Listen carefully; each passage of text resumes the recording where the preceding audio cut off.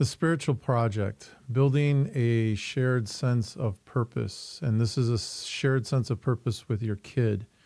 I've mentioned before on the spiritual project, I don't, some people call them pillars. I don't like calling them pillars because to me they're dynamic. Pillars are just standing there. So I call them projects because they're dynamic. Spiritual project isn't necessarily religious, but I'm going to pull from the Bible and other books, all those like spiritual books out there, mostly from the Bible, because that's the one I have in front of me. So when I go into that, it's more about the philosophy or the insight that's coming out of those words to help us as single dads kind of get a balance of what we're trying to do as dads with our kids. So this shared sense of purpose in the Bible, it emphasizes fatherhood as a role of spiritual leadership, provision, protection, and love.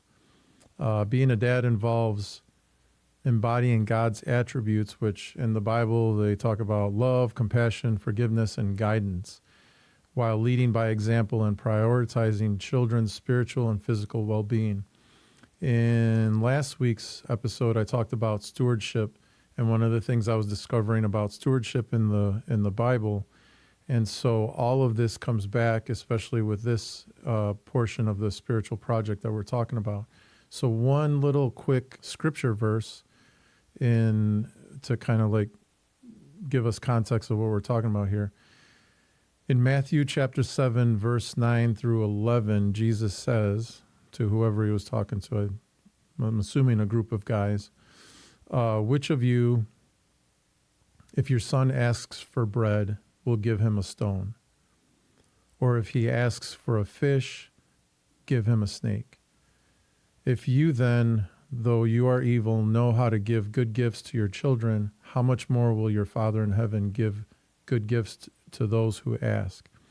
And so I'm using this Bible verse, this piece of scripture, to give context to what I'm talking about. And here, Jesus is saying, though you are evil, as a father, you know how to give good gifts to your children. So when I read that, it's interesting because sometimes I feel like as a single dad struggling through life, I want to do better for my daughter. How does this person provide for her and protect her?